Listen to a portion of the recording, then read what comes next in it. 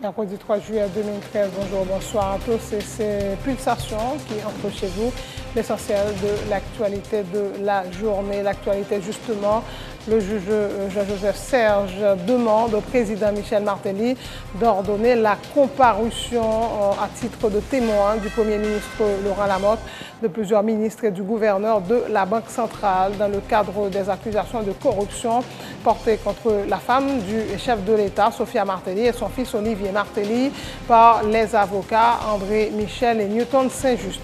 L'avocat de la famille présidentielle, maître Patrick Vandal, rejette la demande du juge. Jojo Lorquet et Patrick Maître, respectivement amis et chauffeurs du président Martelly, sont écroués pour leur appartenance présumée à un réseau de faussaires en complicité avec le journaliste Ernst Laventure-Édouard dit Moloscope. La cérémonie de graduation de la première unité de police communautaire s'est déroulée ce mercredi à l'Académie de police à Fères. Elle est composée de 38 agents qui seront déployés exclusivement dans la commune de Delma. La Société financière internationale, membre du groupe de la Banque mondiale, a promis 26,5 millions de dollars américains à Chojo Development SA pour la construction d'un hôtel Marriott à Port-au-Prince. Environ 300 emplois devraient être créés à travers la construction de cet hôtel de 175 chambres, selon la SFI. Dans l'international, l'armée égyptienne a renversé ce mercredi le président islamiste Mohamed Morsi, le remplaçant par le président du Conseil constitutionnel jusqu'à la tenue d'une présidentielle anticipée. Cette annonce a déclenché une explosion de joie des anti-Morsi qui manifestaient en masse à travers le pays. Indignation et colère en Bolivie et dans toute l'Amérique du Sud après que les autorités françaises et portugaises eurent interdit à l'avion du président Evo Morales d'emprunter leur espace aérien après des rumeurs selon lesquelles l'informaticien à l'origine des révélations sur les programmes de surveillance américains se trouvait à bord. En sport, la signature de Edinson Cavani au PSG est imminente selon le quotidien espagnol AS. Après une première offre de 58 millions d'euros, aussitôt refusée, Paris serait prêt à aligner les 63 millions d'euros correspondant à la clause libératoire de l'attaquant uruguayen exigée par Naples. Novak Djokovic sans forcer son talent et Juan Martín del Potro, malgré une chute dans le premier jeu, un genou gauche lourdement bandé, sont en face-à-face en demi-finale du tournoi de Wimbledon. Le Serbe a battu en 3-7 le Tchèque Tomáš Berdych, alors que l'Argentin a dominé David Ferrer. Voilà, mesdames et messieurs, pour le menu du journal.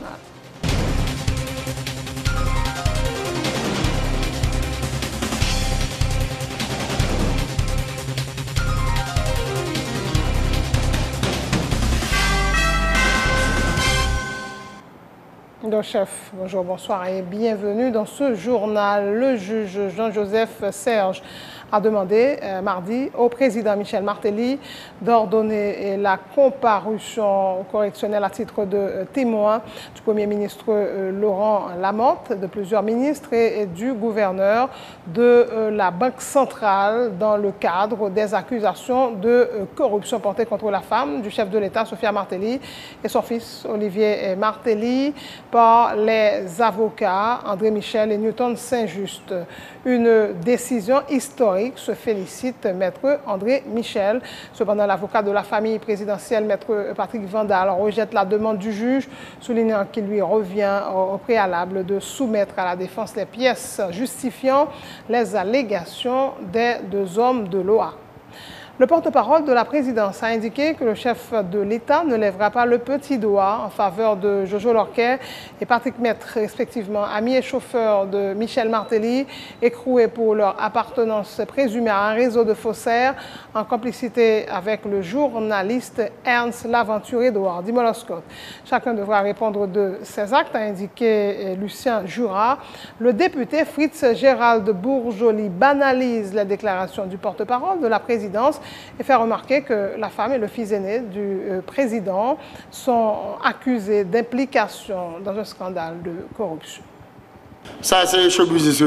Petit chauffeur, petit bagage, petit balayeur, il a fait arrêter, il fait la presse pour dire bagage. Gros poisson, il y a toujours. Les qui n'ont gros millions, ils connaissent. Tout le monde connaît. Il faudrait peut-être peut-être si petit ça si peut-être eux-mêmes qui parlent de la justice chemin ou connaît ni madame président ni petit tout connaît gros paquet gros comme passer dans main yo et compte pour rendre à la justice parce qu'il y a paquet millions qui dépensé et mais un budget là 2012-2013 et que yo pas gain comme pas gain l'argent et que pays a pas gain l'argent faut des qui ça fait avec comme là mais pendant ce temps président ne pas supporter personne au bon côté ou pas d'information que les petits étaient en travail il était caché le parti avec le cache il était parti aux États-Unis avec un cachette pour le au moins pour le laver et le linge sale et puis il a fini pendant ce temps tout dossier est-ce que vous utilisez comme parler dans le dossier Olivier dans le dossier madame qui a déposé cap gagoté comme mais pendant cap gagoté paquet et millions pays est-ce que le téléphone dit pas défendre et normal ça qui lien le gars avec chauffeur pour le défendre chauffeur qui lien le gars avec moun qui travaille avec pour le défendre la défendre famille et normal millions ça famille le faire là si malheureux ça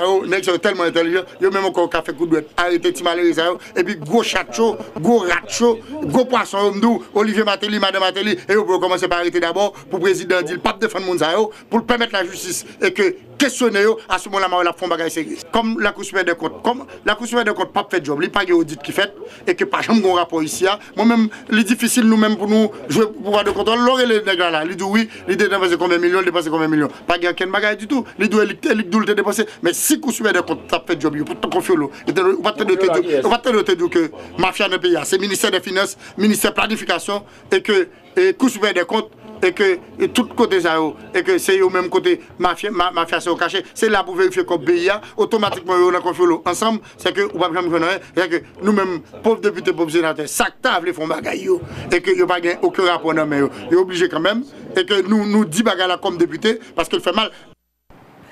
Et dans le but de couper court aux velléités de l'exécutif de déclarer la caducité du Parlement en janvier 2014, les sénateurs ont voté mardi une loi interprétative des articles 85, 231, 231-1 de la loi électorale du 25 juillet 2008 fixant le mandat des élus dont les sénateurs issus des élections de 2009. Le sénateur Jean-William Gentil a fait abstention, estimant qu'il s'agit, je cite, de mouvement nul.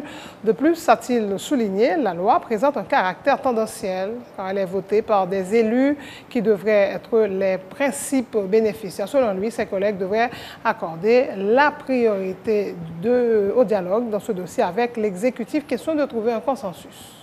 Forme de proposition, ça, elle vient là, c'est deuxième fois elle vient, chaque fois, moi toujours soulever une série de problèmes par rapport avec des matchs là. M'estimer que dans la situation de crise aiguë que nous y est là, et que il n'y a pas de réponse politique, il n'y a pas de réponse légale, il n'y a pas de réponse constitutionnelle. Et dans la situation, ça, son recherche de compromis pour ta fête. Et dans ce sens, nous-mêmes, nous toujours proposé pour formellement, bureau Sénat, mandat exécutif en rencontre pour poser problème dans toute globalité.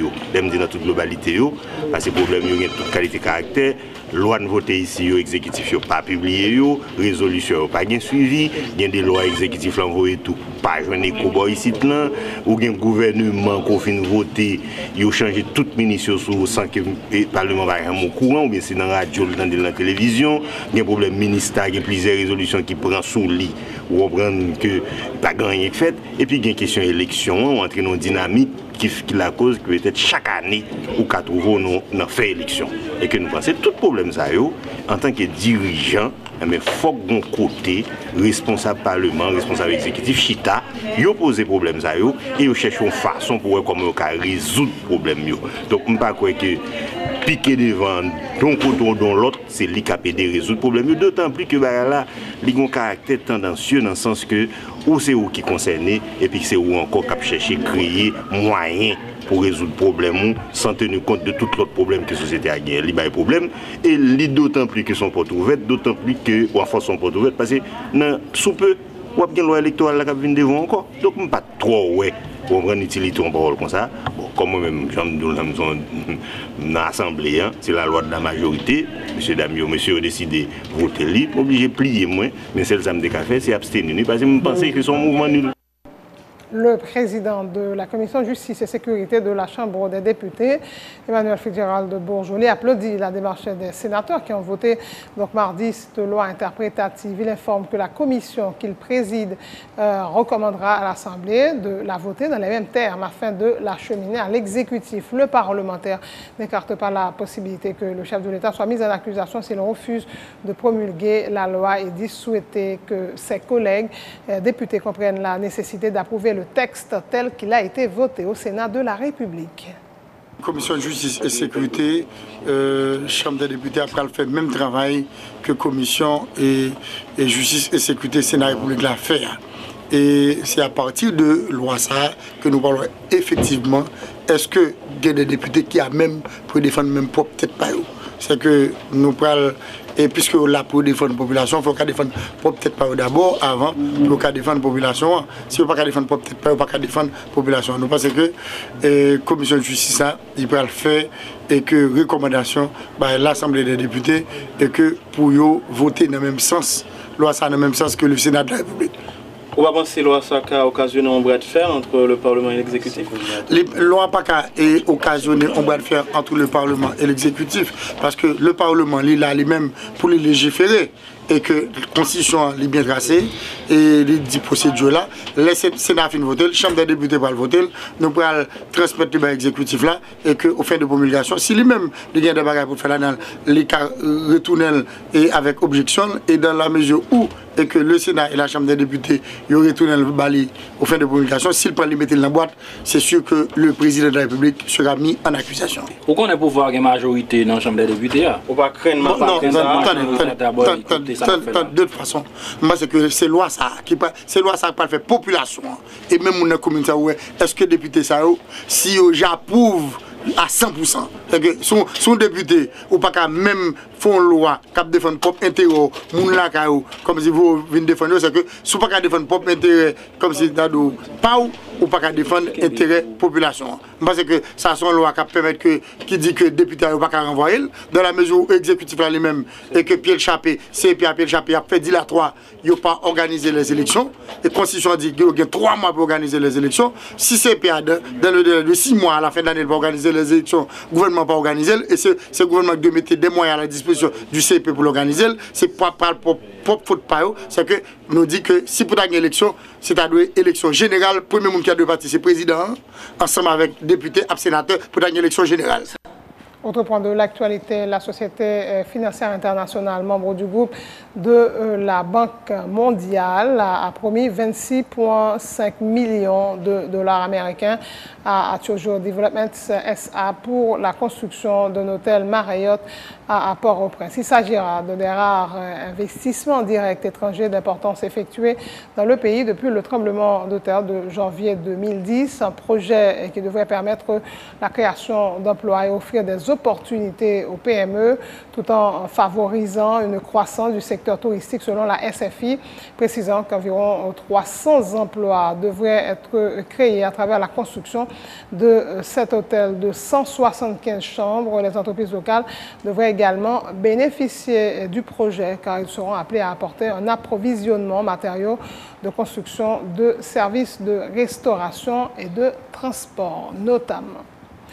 La cérémonie de graduation de la première unité de police communautaire s'est déroulée ce mercredi à l'Académie de police à Frères. Elle est composée de 38 agents qui seront déployés exclusivement dans la commune de Delma. L'objectif de la police communautaire est de travailler en collaboration avec la population dans leur communauté en vue d'établir une relation de confiance avec la PNH. Emmanuel Paul, en reportage. L'unité communautaire, nouvellement créée par la PNH, est composée de 38 policiers. Ils ont été gradués ce mercredi à l'Académie de police à Frères. Leur mission, rapprocher l'institution policière de la population. Une tâche difficile, reconnaît le Premier ministre Laurent Salvador Lamotte. Messieurs et dames de la nouvelle promotion de la police communautaire, la tâche qui vous attend est très difficile. À cause d'un héritage lourd reçu, un héritage lourd, un héritage très lourd, un héritage qui voyait une police distante de sa population et la population distante de sa police, aujourd'hui, avec votre graduation, ceci commence à changer. Les agents de la police communautaire doivent travailler en collaboration avec la population en vue d'établir une relation de confiance avec la police. Ils effectueront régulièrement des visites chez des habitants de leur communauté en vue d'expliquer le rôle de la PNH. Ils serviront également de médiateurs en cas de conflit. L'inspecteur divisionnaire Jean-Salvador Chrétienne est le responsable de l'unité de la police communautaire.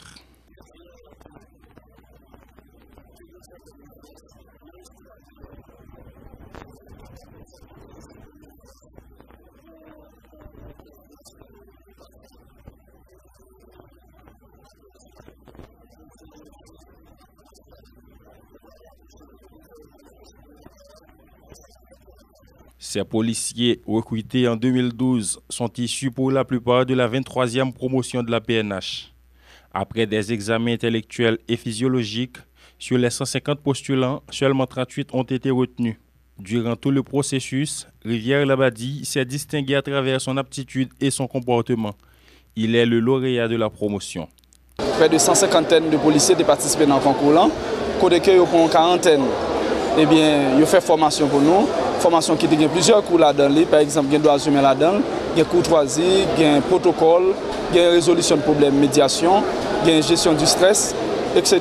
Il y a un pile cours là-dedans. Après, pour ça, ils viennent prendre les qualifiés. C'est-à-dire que il y a des gens qui n'étaient toujours pas passé, qui étaient obligés de tomber. Après, ils prennent qualifiés. Les gens qui cassent la population, et bien, ils ont un résultat final côté que nous sommes sortis là-dedans. La police de New York avait délégué 6 formateurs pour assister la PNH dans la formation de cette nouvelle promotion. Le porte-parole de la délégation, le détective Jean Siguet, s'est félicité de la capacité d'apprentissage des récipiendaires qui, selon lui, seront d'une importance capitale au sein de la PNH. C'est un pile travail qui est fait, un pile travail, un pile commitment, un pile travail, un pile dédication. Nous avons une 23e promotion, nous avons à peu près 28 là-dedans. Qui est bien déterminé, ils ont vraiment un but, ils ont vraiment préparé, ils ont vraiment décidé pour faire un changement vraiment vrai dans la communauté haïtienne. La cérémonie de graduation s'est déroulée en présence du commandant-chef de la PNH et d'autres membres du haut commandement. Des véhicules flambant neufs et d'autres matériels sont mis à la disposition de l'unité de police communautaire dont les agents seront déployés dès ce mercredi 3 juillet dans la commune de Delma.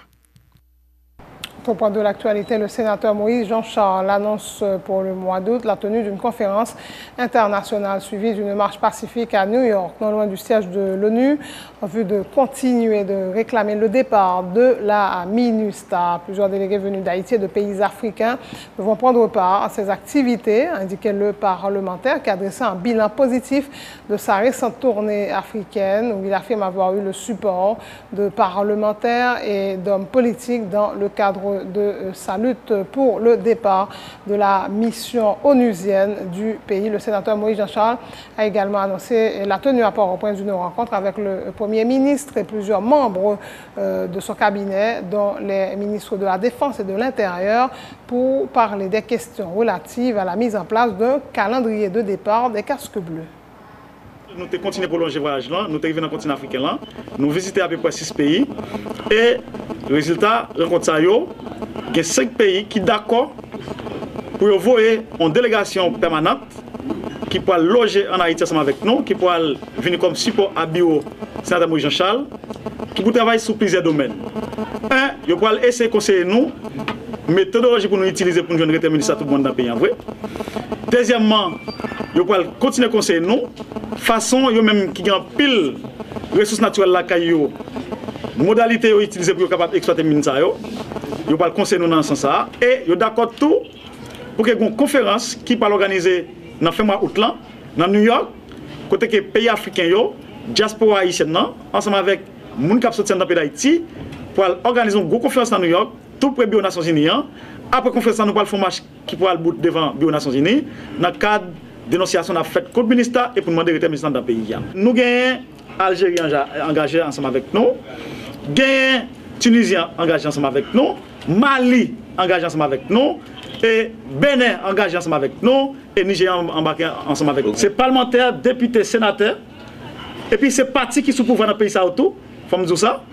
Ensuite, il y a tout l'idée politique qui concerne c'est moun, genre de moun ça même j'en ai fait avec Brésil là qui a un bon résultat. Nous pouvons arriver dans le stade bagaille l'état bagaille. Nous pouvons dans ça. Phase par nous son phase côté que n'a cherché si pas peuple avec peuple.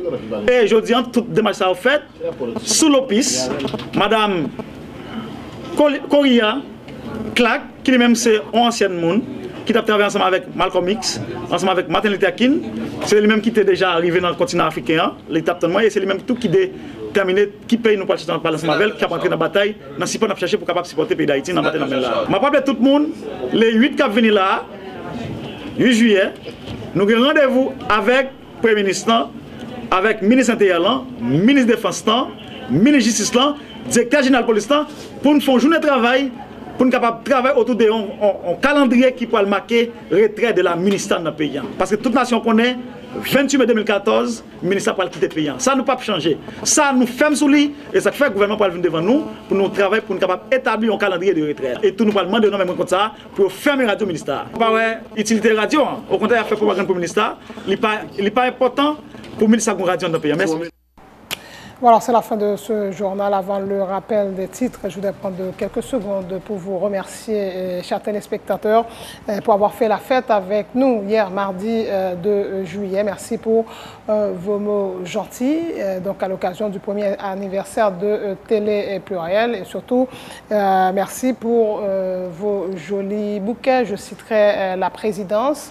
Et puis le ministre des Affaires sociales, et puis l'école professionnelle USB. Merci de votre soutien, merci de votre fidélité à Télé Pluriel. Le rappel des titres maintenant. Le juge Jean-Joseph Serge demande au président Michel Martelly d'ordonner la comparution à titre de témoin du Premier ministre Laurent Lamotte, de plusieurs ministres et du gouverneur de la Banque centrale dans le cadre des accusations de corruption portées contre la femme du chef de l'État, Sophia Martelly, et son fils Olivier Martelly, par les avocats André Michel et Newton Saint-Just. L'avocat de la famille présidentielle, maître Patrick Vandal, rejette la demande du juge. Jojo Lorquet et Patrick Maître, respectivement amis et chauffeurs du président Michel Martelly, sont écroués pour leur appartenance présumée à un réseau de faussaires en complicité avec le journaliste Ernst Laventure, Édouard dit Moloscope. La cérémonie de graduation de la première unité de police communautaire s'est déroulée ce mercredi à l'Académie de police à Frères. Elle est composée de 38 agents qui seront déployés exclusivement dans la commune de Delma. La Société financière internationale, membre du groupe de la Banque mondiale, a promis 26,5 millions de dollars américains à Atiojo Development SA pour la construction d'un hôtel Marriott à Port-au-Prince. Environ 300 emplois devraient être créés à travers la construction de cet hôtel de 175 chambres, selon la SFI. L'armée égyptienne a renversé ce mercredi le président islamiste Mohamed Morsi, le remplaçant par le président du Conseil constitutionnel jusqu'à la tenue d'une présidentielle anticipée. Cette annonce a déclenché une explosion de joie des anti-Morsi qui manifestaient en masse à travers le pays. Indignation et colère en Bolivie et dans toute l'Amérique du Sud après que les autorités françaises et portugaises eurent interdit à l'avion du président Evo Morales d'emprunter leur espace aérien après des rumeurs selon lesquelles l'informaticien à l'origine des révélations sur le programme de surveillance américain se trouvait à bord. En sport, la signature de Edinson Cavani au PSG est imminente. Selon le quotidien espagnol AS, après une première offre de 58 millions d'euros, aussitôt refusée, Paris serait prêt à aligner les 63 millions d'euros correspondant à la clause libératoire du buteur uruguayen exigé par Naples. Novak Djokovic sans forcer son talent et Juan Martín del Potro, malgré une chute dans le premier jeu, un genou gauche lourdement bandé, seront face à face en demi-finale du tournoi de Wimbledon. Le Serbe a battu en 3-7 le Tchèque Thomas Berdych, alors que l'Argentin a dominé David Ferrer. Merci de votre attention. Excellente suite de programme sur Télé Pluriel.